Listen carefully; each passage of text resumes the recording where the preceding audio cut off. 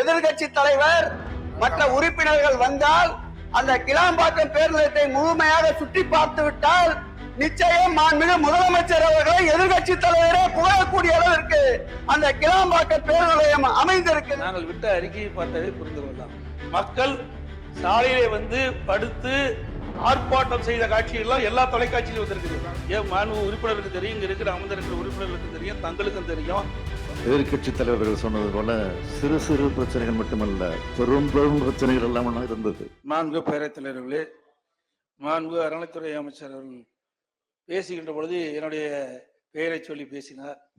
நாங்கள் விட்ட அறிக்கையை பார்த்ததை புரிந்து கொள்ளலாம். அங்கே இருக்கின்ற சிறு சிறு பிரச்சனைகளை சரி செய்ய வேண்டும் என்றுதான் அறிக்கை விட்டிருக்கின்றேன். அவரும் அதைத்தான் இங்கே தெரிவித்திருக்கிறார். ரெண்டு பேரும் ஒத்த கருத்து. நாங்க அதைத்தானே சொல்லியிருக்கிறோம். நீங்க அவசரத்துல போய் திறந்துட்டீங்க. இந்த சிறு சிறு பிரச்சனை எல்லாம் தீர்த்து முழுமையான அடிப்படை வசதிகளை பயணிகளுக்கு செய்து கொடுத்து திறக்கப்பட்டிருந்தால் இந்த பிரச்சனை வந்திருக்காது. ஏன்னா அவர் நடு ரோட்ல வந்து ஆர்ப்பாட்டம் பண்ணிட்டு இருக்கிறாங்க. இது எல்லா ஊடகத்திலையும் வந்திருக்குது, பத்திரிகையிலும் வந்திருக்குது. அதே போல பேட்டி கொடுத்திருக்கிறாங்க.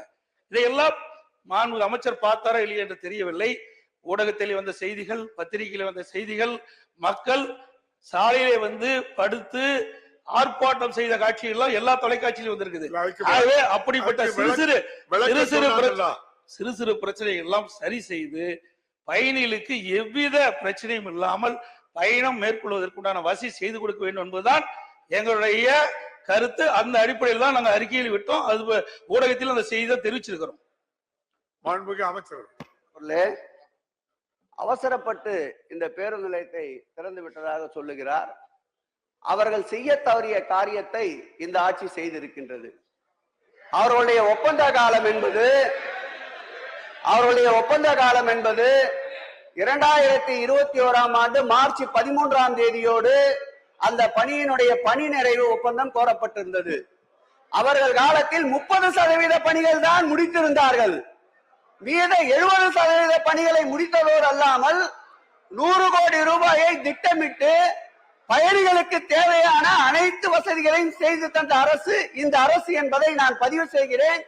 எதிர்கட்சி தலைவர் மற்ற உறுப்பினர்கள் வந்தால் அந்த கிளாம்பாக்கம் பேருந்தத்தை முழுமையாக சுற்றி பார்த்து விட்டால் நிச்சயம் மாண்புமிகு முதலமைச்சர் அவர்களை எதிர்கட்சி தலைவரே புகழக்கூடிய அளவிற்கு அந்த கிளாம்பாக்கம் பேருந்து நிலையம் அமைந்திருக்கிறது என்பதை மாண்புமிகு சட்டப்பேரவை தலைவர் வாயிலாக எதிர்கட்சி தலைவருக்கு தெரிவித்துக் கொள்கிறேன்.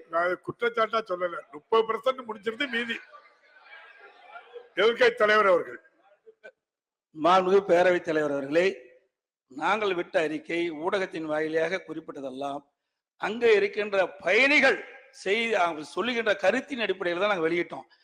ஏன் மாண்பு உறுப்பினருக்கு தெரியும், இங்க இருக்கிற அமர்ந்திருக்கிற உறுப்பினர்களுக்கும் தெரியும், தங்களுக்கும் தெரியும். கொரோனா காலம் 2020 எப்படி இருந்தது நாடே அறியும். ஓராண்டு காலம் எந்த பணியும் மேற்கொள்ளவில்லை.